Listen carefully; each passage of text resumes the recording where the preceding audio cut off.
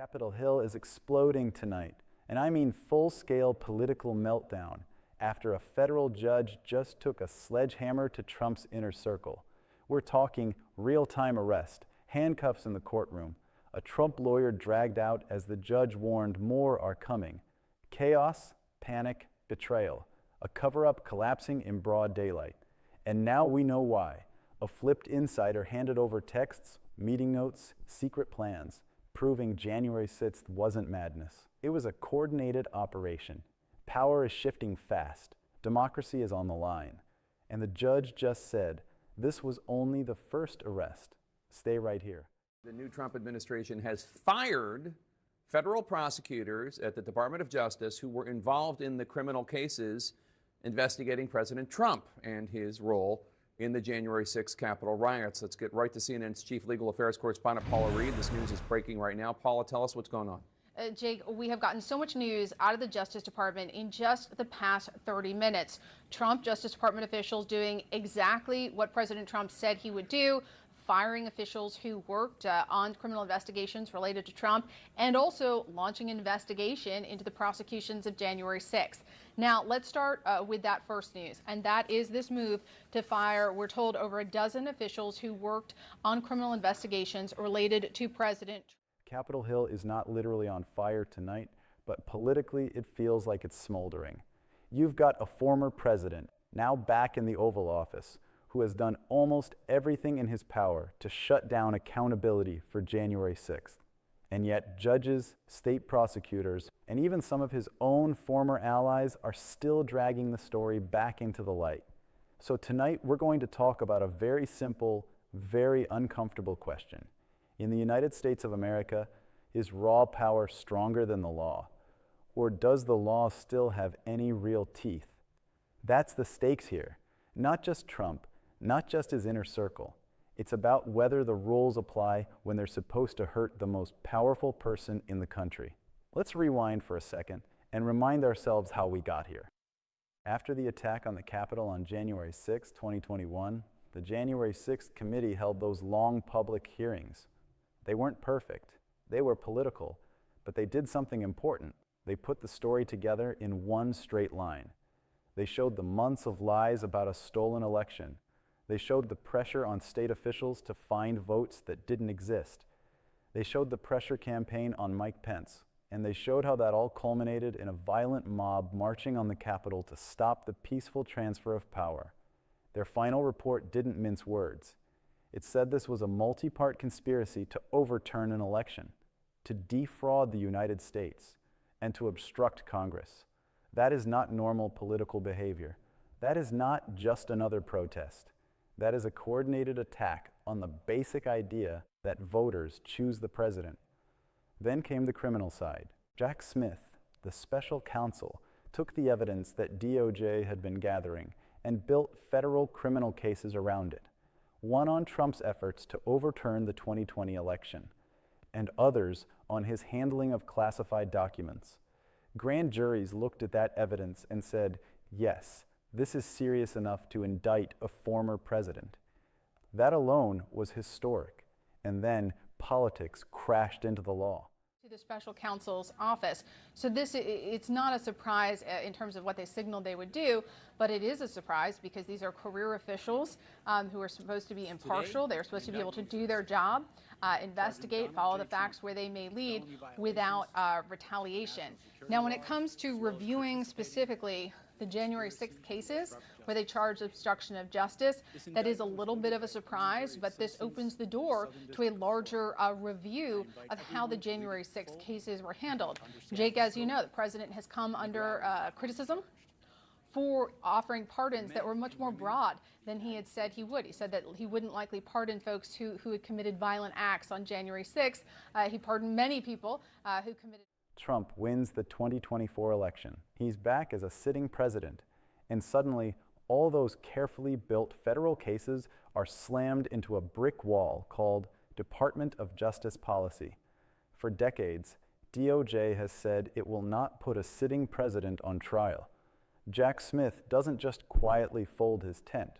He writes a detailed report explaining exactly what he found, and in polite government legal language, basically says, if this had gone to a jury, we believe there was enough evidence to convict. Think about that. A special counsel saying, we could have won this case, but we're not even allowed to try. While you're still processing that, Trump uses the raw power of the presidency to send his next message. On day one of his second term, January 20th, 2025, he signs a blanket clemency proclamation for people involved in the January 6th attack.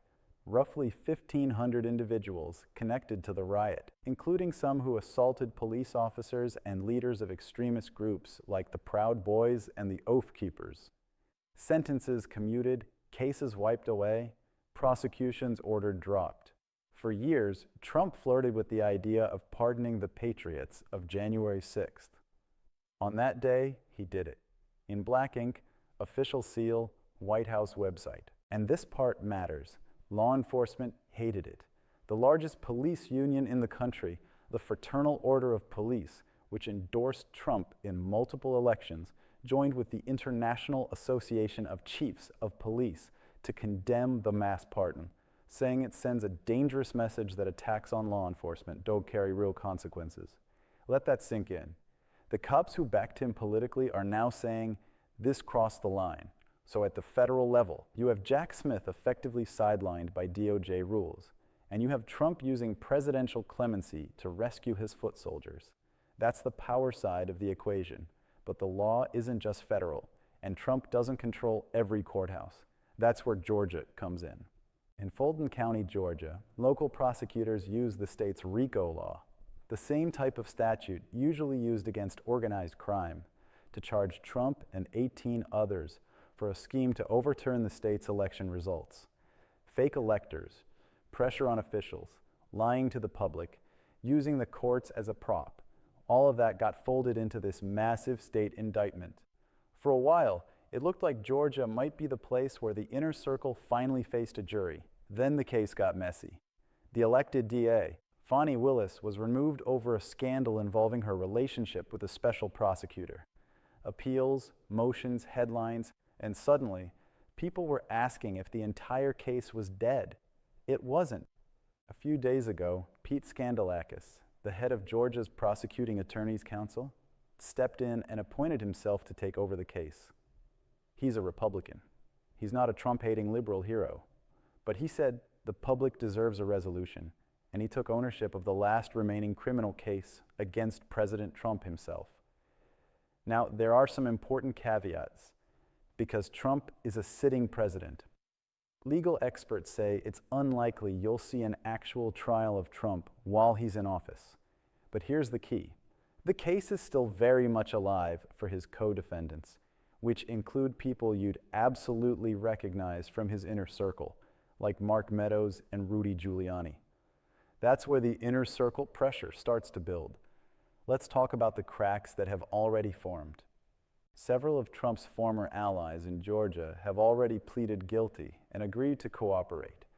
Lawyers like Kenneth Chesbrough and Sidney Powell, who are centrally involved in pushing the fake elector scheme and wild election conspiracy theories, took plea deals. They went from being part of the brain trust of the effort to keep Trump in power to potential witnesses against that very effort. When you see people at that level flip, it tells you something important. Behind the scenes, their own lawyers are telling them, the evidence is bad, you need to save yourself. That's the legal version of the inner circle starting to melt. And it's not just Georgia. Look at what happened to Steve Bannon. He decided he was too important to comply with a congressional subpoena from the January 6th committee.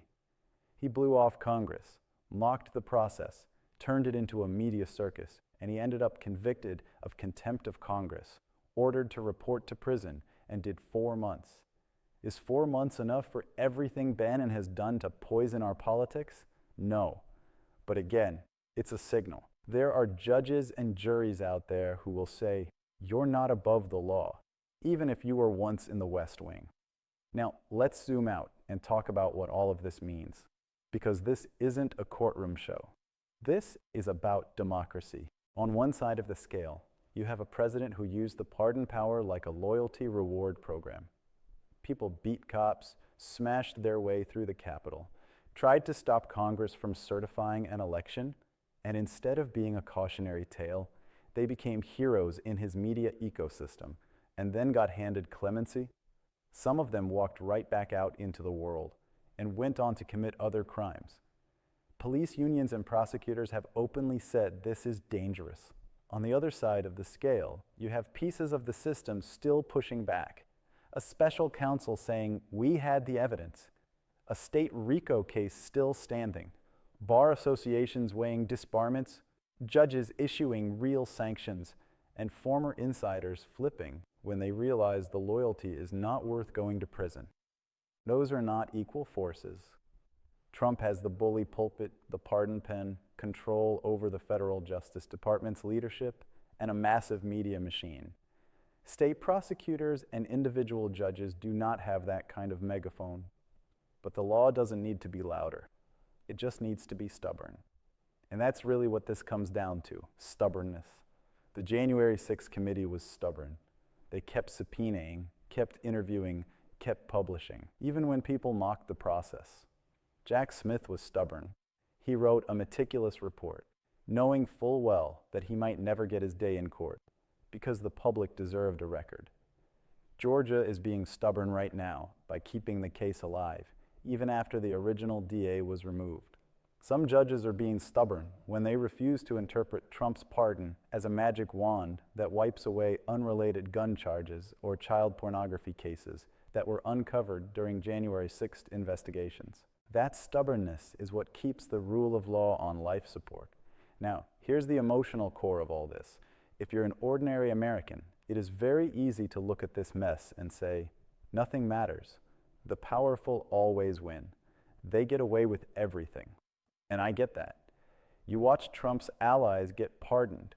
You see him dodge trial because of a DOJ policy he didn't earn, he simply benefits from. You see years of investigations and hearings, and it can feel like nobody at the top ever really pays.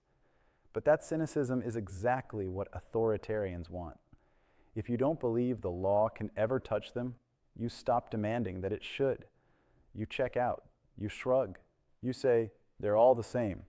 And once enough people do that, the game is over. You've given them what they wanted, a democracy that exists on paper, but not in practice. So what does it look like if the law does win, even partially? It doesn't look like a Marvel movie. There's no one big climactic courtroom scene where the villain gets hauled away, the crowd cheers, and the credits roll. It looks like this: one inner circle aide at a time deciding to tell the truth. One judge at a time saying, no, you can't just ignore this subpoena.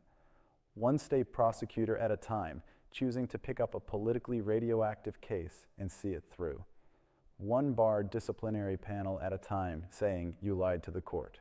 You don't get to keep your license. It looks like 4 months in prison for Steve Bannon. It looks like guilty pleas from Trump's own lawyers in Georgia.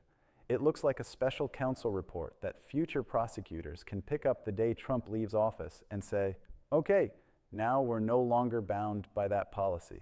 Let's see what's still viable. It looks like the last remaining criminal case against a sitting president being kept alive in a state where he demanded officials find him votes. A reminder that for all the power of the presidency, there are still places he does not control. And yes, it also looks like a lot of frustration, a lot of delay, and a lot of half measures. Because the rule of law is slow and boring and constrained by rules for a reason. Here's where we land.